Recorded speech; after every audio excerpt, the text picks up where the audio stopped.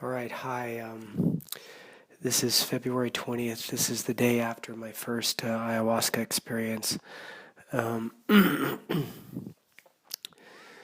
was interesting. It started out very psychedelic for me. It was more cognitive and psychic, uh, and that transitioned later. But that's how it started. Um, and so I saw self-making in a fractal universe, and I wasn't surprised by any of that. It seemed like the terrain was very sort of this reality behind the material was familiar to me, and I'm very sure that this is where we all go every night when we sleep, but it's also the part of our sleep experience that we don't remember is completely subconscious. But my conscious mind was aware that I was in familiar terrain, and and it was very interesting. Um, but and there were a lot of insights, but it was almost like a reconfirmation of things that I'd already learned from my meditation practice.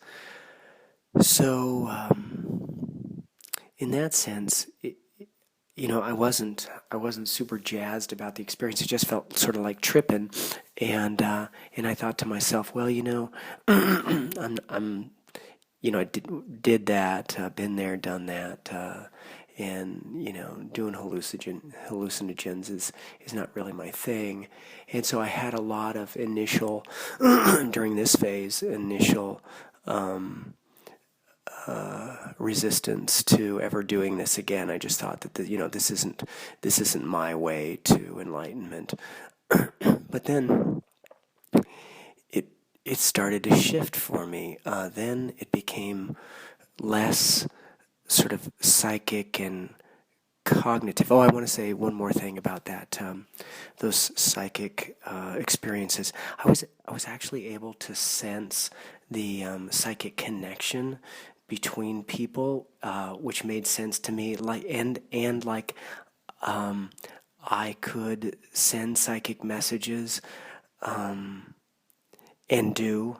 Um, and it seemed like there was an opportunity to get some things that I wanted at that time, but that felt like black magic to me, and so I consciously decided, um, however the things work out, the goals that I have in my life, I'm gonna do those on my own. I'm not gonna trip and plant um, psychic seeds in people's minds. If people want to, contribute to the work that we're doing together, and they come to it by themselves, fantastic.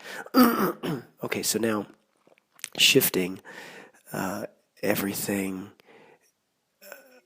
the experience, I should say, turned more emotional and personal, and there were probably a dozen or more times that I thought of Linda and Alana, and there was a lot of crying, deep gratitude, also some guilt for not showing up in a loving way, but not a guilt that is petrifying and locks you into sort of a shame cycle. It was more like just showing you where I could do better, and made a commitment to do better. I also noticed my relationship with myself and my body, and I got sort of an ancestral hit that there was some. If I didn't tune into a collective grief around the Holocaust, then that might have been a past life thing. I'm not sure how it worked out, but there was definitely a big um, connection there with that injustice, and inhumanity. And I just, there was intense weeping, and sort of the way I see my body, I'm so thin, just if that was a past life of mine, I'm carrying that fractal, that artifact of, the, so sort of, if you want to say, the scar of that in my current body. And then, just the fact that my current health issues around not being strong and fast like I used to be, and even though I know I'm 55, I can tell that it's not my age. It's something, physically, energetically, psychically, spiritually that's keeping me back. And I kind of got to see this. I don't love myself. I don't love this body. And then I got the hint that this is the body that my daughter loves, and that just sort of really opened the door for me to love myself too, because I love her so completely. Yeah, just those connections are so pivotal to my happiness, and so grateful for them. And I was able to, send love and connection to all my relations, mom and dad and brother.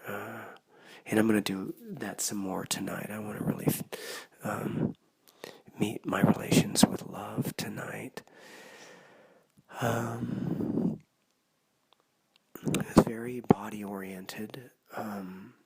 Your body kind of moves like waves, feels like. And so when people talk about throwing up from ayahuasca, at least and I know this was my first experience, it's not, for me, it wasn't a stomach upset thing. It was more like a seasickness, motion sickness kind of a thing, although I don't get it, so I didn't throw up. But, that's, if I got close to it, it was because of the intense body rocking.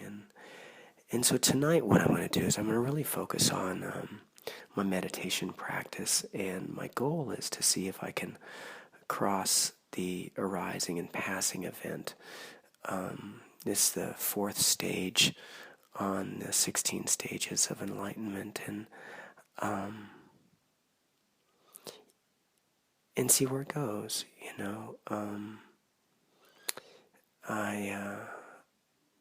I'm interested in connecting with my relations, and how I'm going to pose the question. I'm going to ask the medicine to show me these things, and I'm just going to watch. So anyway, that's a brief articulation of the first experience, and more to share tomorrow.